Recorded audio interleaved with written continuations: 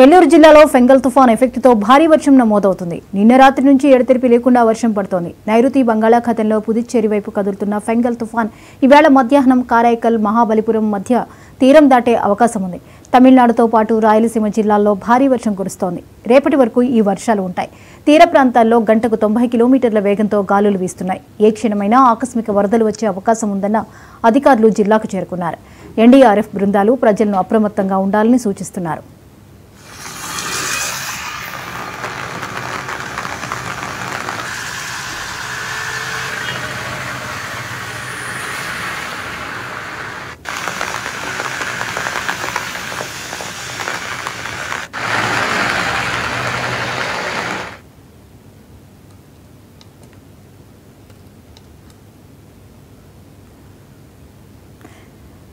ఈ అంశంపై మరిన్ని అప్డేట్స్ ని మా ప్రతినిధి మురళి అందిస్తారు. మురళి, ఫెంగల్ తుఫాన్ ఎఫెక్ట్ ఎలా ఉంది నెల్లూరు జిల్లాలో?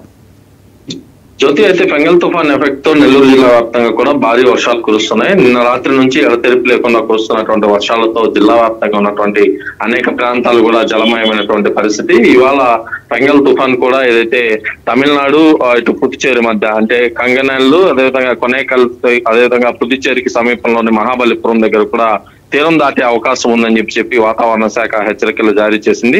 ఇవాళ మధ్యాహ్నానికి ఇది కూడా కొనసాగుతుందని చెప్పింది. ఈ ప్రభావంతో ఇవాళ రేపు కూడా నెల్లూరు జిల్లా, అదేవిధంగా రాయలసీమ జిల్లాల్లో భారీ నుంచి అతి భారీ వర్షాలు కూడా కురిసే అవకాశం ఉందని చెప్పి వాతావరణ శాఖ హెచ్చరికలు జారీ చేయడంతో జిల్లా ఉన్నటువంటి అధికారులంతా కూడా అప్రమత్తమయ్యారు. ఇప్పటికే కృష్ణాపట్నం పోర్టు వద్ద 6వ నంబర్ ప్రమాద హెచ్చరికలు కూడా జారీ చేశారు. మత్స్యకారులు ఎవరు కూడా వేటకు వెళ్లొద్దని చెప్పి స్పష్టమైనటువంటి ఆదేశాలు కూడా జారీ చేసినటువంటి పరిస్థితి ఉంది. మరోవైపు ఎన్డీఆర్ఎఫ్ బృందాలు కూడా నెల్లూరు జిల్లాకు చేరుకున్నాయి. ఏదైతే ఆకస్మికంగా వరద వచ్చే అవకాశం ఉందని చెప్పి ఇప్పటికే హెచ్చరికలు ఉన్న నేపథ్యంలో సోమశిల జలాశయం వద్ద కూడా కట్టుదిట్టమైనటువంటి ఏర్పాట్లు చేశారు. ఆయా ప్రాంతాలకు ఎన్డీఆర్ఎఫ్, ఎస్డీఆర్ఎఫ్ బృందాలు కూడా చేరుకునే పరిస్థితి ఉంది. మరోవైపు జిల్లా కలెక్టర్ ఆధ్వర్యంలో ప్రత్యేక సమావేశాన్ని కూడా ఏర్పాటు చేసినటువంటి అధికారులు ఏదైతే మత్స్యకార గ్రామాలు ఉంటాయో అక్కడంతా కూడా ప్రజలు అప్రమత్తంగా ఉండాలని చెప్పి సూచనలు జారీ చేశారు. సముద్ర తీరం వెంబడి ఇటు తీరం దాటేటటువంటి సమయంలో దాదాపు 90 కిలోమీటర్ల వేగంతో కూడా ఈదురుగాలులు వీస్తున్నటువంటి నేపథ్యంలో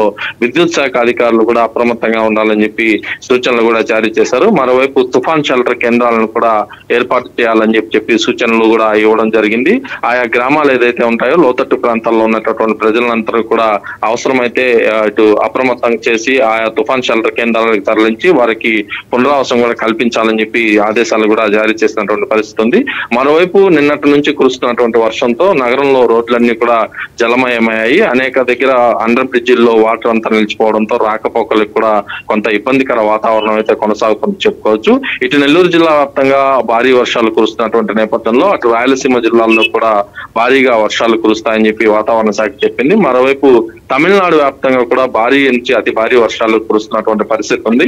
ఈ నేపథ్యంలోనే అధికార యంత్రాంగం అంతా అప్రమత్తమైంది. ఇప్పటికే వర్ష పరిస్థితులు ఉన్నటువంటి ఆయా ప్రాంతాల్లో అధికార యంత్రాంగం అంతా కూడా పర్యటనలు అయితే కొనసాగిస్తుంది. ఏదేమైనప్పటికీ ఇవాళ మధ్యాహ్నం తీరం దాటే అవకాశం ఫెంగల్ తుఫాన్ ఉండడంతో ఆయా జిల్లాల్లో అప్రమత్తమైనటువంటి అధికారులు ప్రజల్ని మాత్రం పలు సురక్షిత ప్రాంతాలకు తరలించేందుకు ఏర్పాట్లు అయితే చేస్తున్నారు. రేపటి వరకు ఈ వర్షం అయితే ఇలాగే కొనసాగే పరిస్థితులు కనిపిస్తున్నాయి. జ్యోతి, రైట్, థ్యాంక్ యూ మురళి.